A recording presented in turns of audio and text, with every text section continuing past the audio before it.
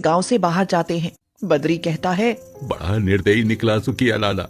भला ऐसी भयंकर ठंड में भी कोई किसी का घर छीनता है। बापू, जब भगवान ने ही हमारा सहारा छीन लिया तो फिर इंसान से क्या उम्मीद। मैं तो कहती हूँ कि घास फूस इकट्ठा करके कोई झोपड़ी डाल लेते हैं। हाँ बहू, यही सही रहेगा। यह कहकर बद्री कुछ बांस काट कर लाता है। गीता और उसकी बेटियां घास फूस इकट्ठा करके लाती हैं। फिर चारों मिलकर एक झोपड़ी बना लेते हैं। लो बापू, हमारे सिर छिपाने के लिए झोपड़ी तो बन गई है, पर इस गाय का क्या करें, इसे कहाँ रखें? इसे झोपड़ी के बाहर पेड़ से बांध दे बहू। जैसे ही रात हुई, भयंकर सर्दी कह ढाने पर उतर आई और साथ ही सर सर कर ठंडी हवा भी चलने लगी। घास फूस से बनी झोपड़ी में हवा सीधे घुसी चली आ रही थी। बबली बोली, माँ, मुझे तो बहुत ही ठंड लग रही है। हाँ, ठंड तो लगेगी ही। देखो तो ठंडी हवा कैसे सरसर करते सीधे झोपड़ी में घुसी आ रही है। बापू, बस आज की रात काट लो। कल मैं झोपड़ी की दीवारों और छत पर गोबर का लेप चढ़ा दूंगी।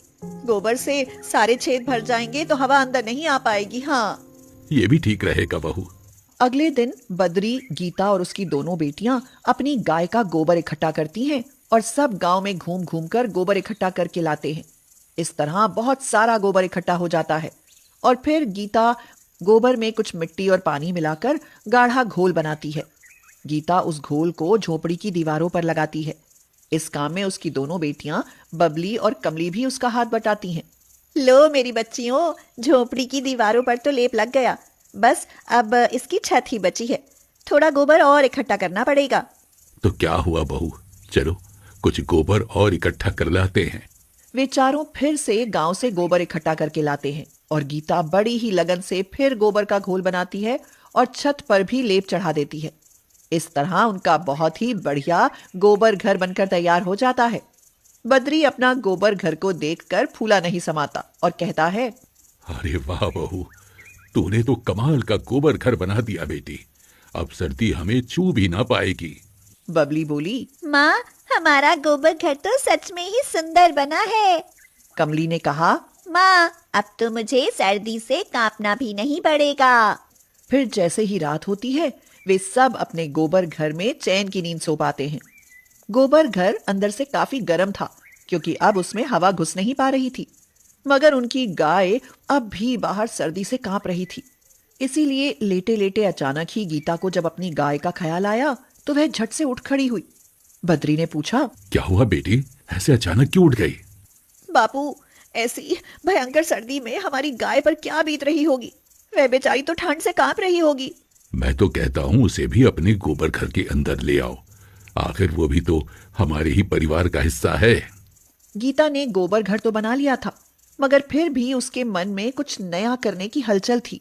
एक दिन बैठे बैठे ही वह सोचती है, अगर मैं अपने गोबर घर की दीवारों पर गोबर, बेल, बूटे, फूल, पत्तियां आदि बना दूं तो यह गोबर घर बहुत ही सजा सवरा लगने लगेगा।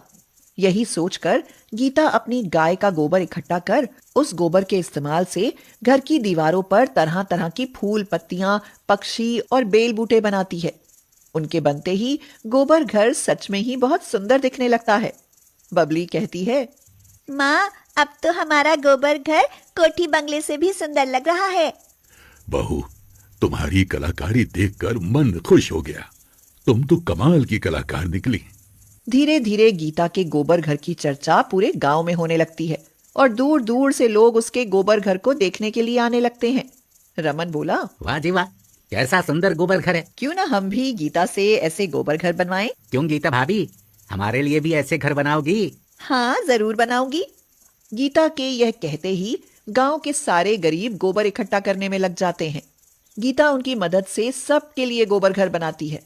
फिर कुछ दिन बाद गीता के बनाए गोबर घरों की चर्चा आसपास के शहरों में होने लगती है और एक दिन नंदू नाम का एक सेठ गांव में आता है और कहता है, वाह वाह वाह वाह, क्या सुंदर गोबर घर बनाया है।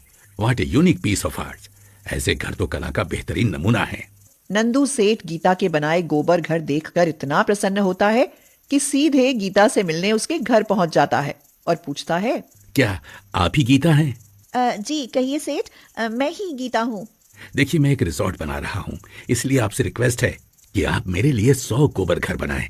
मैं प्रत्येक गोबर घर बनाने का आपको 1 लाख रुपया दूंगा। यह सुनकर बद्री और गीता की तो खुशी का ठिकाना ही नहीं रहता। गीता की सोच, लगन और मेहनत उसे फर्श से अर्श पर ले जाती है। वह भी अमीर हो जाती है।